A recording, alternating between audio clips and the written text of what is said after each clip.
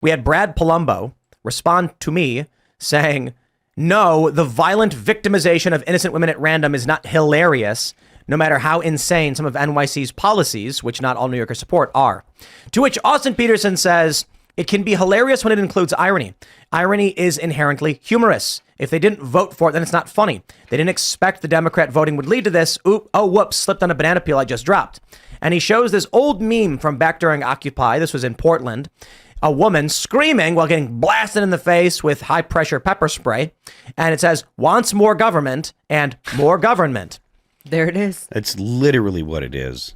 So in New York, when AOC comes out and says, I want to get rid of police, they go, I'm going to vote for her. And then she goes, we're going to strip NYPD of $1 billion, a sixth of their funding. They go, I'm going to vote for that again. And then a guy walks up, punches him in the face, and they go, why is this happening to me? I'm like, well, what do you want me to do about it, huh? It's so specific, though. Is it organized, like people planning to just punch? It seems like there's a million things you can do to violently assault someone. It's all so specific. Mentally ill people who are being released are going around and just punching people. It is terrifying to see like people committing horrendous crimes, getting no jail time, let out immediately. And it is what you vote for, you know? There are a certain percentage of every population that does not possess the ability to function in normal society. That's all there is to it. Like some people have mental illness, some people have, drug problems, whatever it is. But there are certain things that you have to do to maintain a home, to stay, to be able to function in society. And there are people that just aren't going to be able to do that. And what we have decided to do with them is just let them go and be on the streets. And as long as that's our answer, this is what's going to happen. Because it was like put them in insane asylums or whatever you called them in the 80s. It used to be insane asylums, and then when people were violent, it just turned into people that throw them in jail. I mean, take a look at this. Other people just tried to completely kill that segment of the population, like eugenocide. So this is a video from Andy No, and he says, take a look inside. I don't know if he filmed it, but he posted it. Take a look inside. This is a tiny home that got set up. They buy these for the homeless. The city pays $16,000 for similar housing units for the homeless. It's in Portland, and that's it.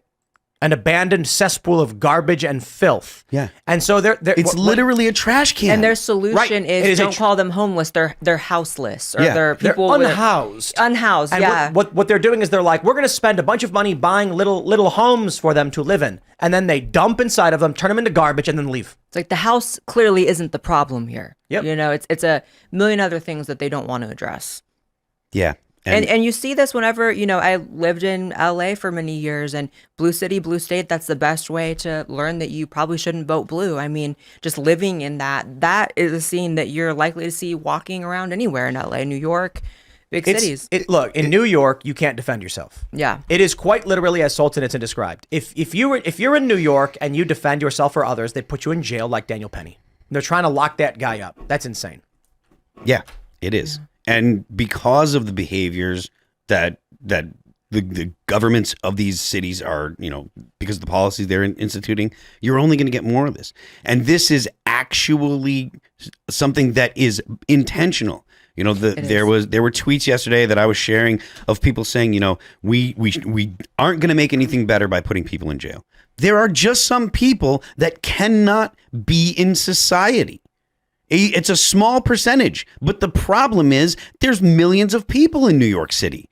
And when you have a gigantic population, even if it's 0.5%, that's a lot of people, because it only takes one person to cause absolute mayhem.